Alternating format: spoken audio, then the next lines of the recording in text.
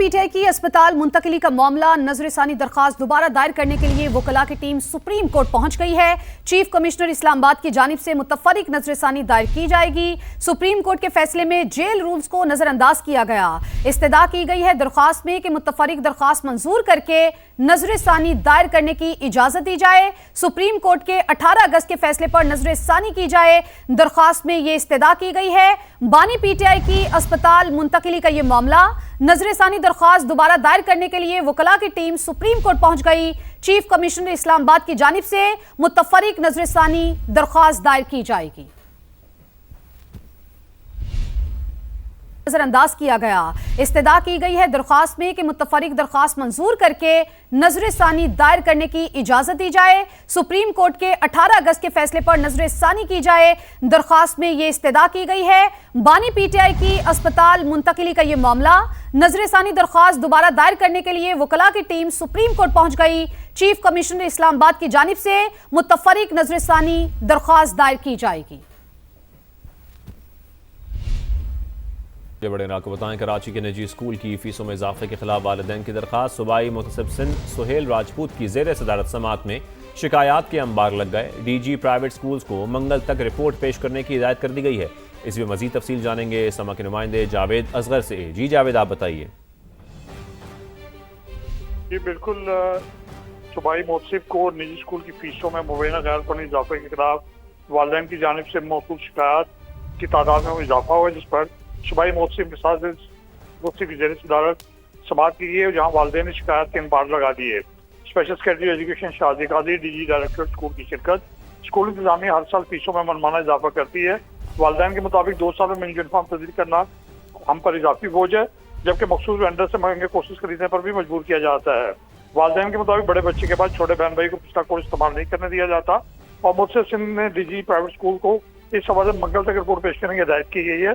और सूबाई मुतसिब शेर राजपूत का कहना है कि खिलाफ कानूनी इकदाम करने वाले निजी स्कूलों के खिलाफ हर मुमकिन कार्रवाई की जाएगी। जी सही, बहुत शुक्रिया आपका जावेद। अभी आपको बराह रास्त ये चले, मेयर कराची मुर्तज़ा वहाब तकरीब से खिताब कर रहे हैं, जिसका फ़ायदा किसी कराची वाले को तो नहीं होता।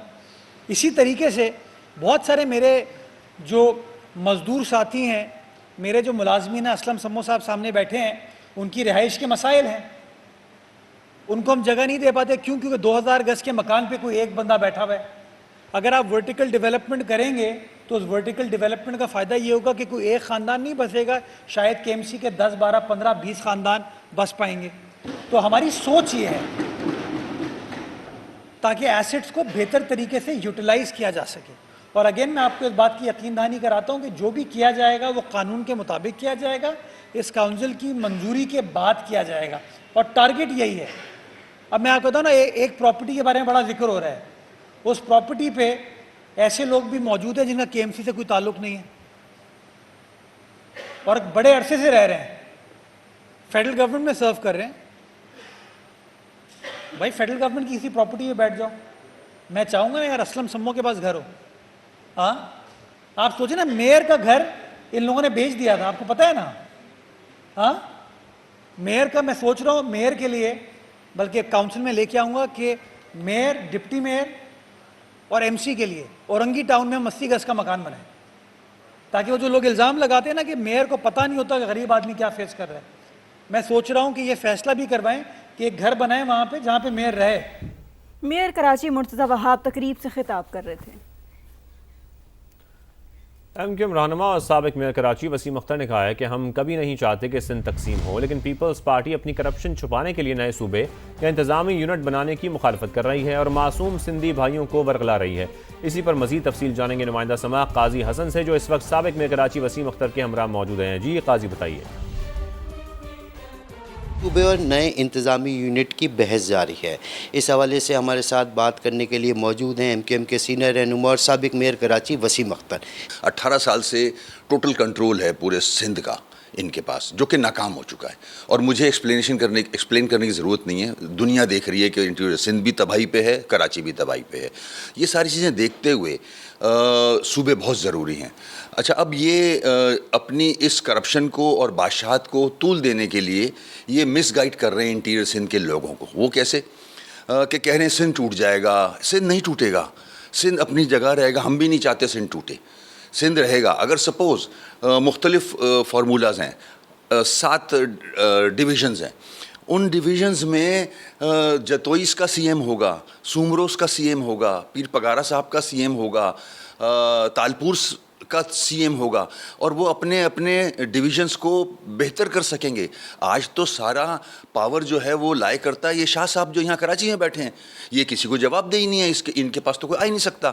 जब इन सारे क्लैंस के अपने सीएम होंगे उन डिविजन्स में, तो वो अपने एरियाज़ को, अपने डिविजन्स को तरक्की भी देंगे, वहाँ के लोगों की हालत ज़िंदगी बेहतर करेंगे।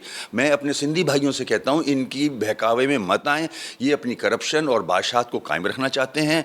आपको अच्छी ज़िंदगी नहीं मिलेगी जब तक स्मॉल यूनिट्स नहीं बनेंगे, अपने अपने सीएम्स नहीं होंगे उस डिवीज़न के। 140A का भी टाइम गुजर गया, इन्होंने गुजार दिया। हमने कोशिश की थी 140A पे इन लेटर स्पिट करें इम्प्लीमेंट, मगर ये करप्शन के बादशाह हैं, इनको हर चीज़ अपने पास चाहिए, सेंट्रलाइज चाहते हैं ये। तो अब ये ऊपर वाले की तरफ से हो रहा है, अल्लाह की तरफ से, कि अब सूबे बनने होंगे, और अल्लाह करेगा इंशाल्लाह मेरे सिंधी भाई भी राज़ी होंगे। एडमिनिस्ट्रेटिव यूनिट्स बन जाएंगे, एडमिनिस्ट्रेशन का जो स्ट्रक्चर है वो चेंज हो जाएगा। आपको यहाँ कराची भाग के नहीं आना पड़ेगा, सिंध हाउस, सीएम हाउस, इनके मरूने मिन्नत नहीं होना पड़ेगा। आपका सीएम आपके डिविजन्स में होंगे, और फिर वहाँ लोगों की लिविंग बेहतर होगी। मेरे सिंधी भाइयों की लिविंग, उनके बच्चों की लिविंग, उनकी ख़वातीन की लिविंग बेहतर होगी।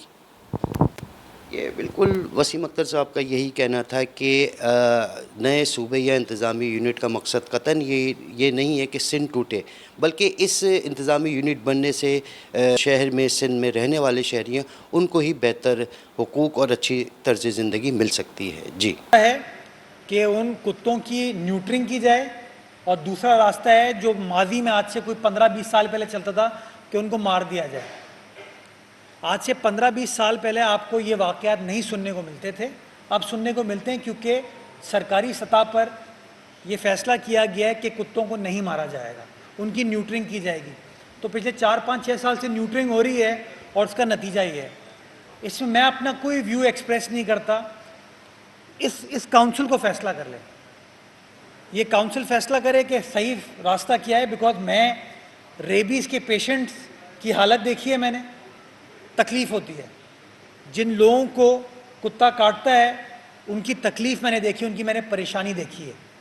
तो एक तरफ वो लोग हैं जो इस तरह की तकलीफ़ में, और कुछ लोग हैं ऐसे जो कुत्तों से मोहब्बत करते हैं, जानवर से मोहब्बत करते हैं। तो कोई ऐसा म्याना रवि करके रास्ता निकालने की ज़रूरत है कि सांप भी मर जाए और लाठी भी ना टूटे। तो उसके लिए हम सबको साथ बैठना पड़ेगा, पॉलिसी बनाएं, लेकिन जब पॉलिसी बन जाए ना, तो फिर उसके ऊपर कोई प्रोग्राम रोकने की चीज़ें ना हो, फिर फैसला करें कि हाँ यार आगे बढ़ें ताकि मसले को हल किया जा सके। जी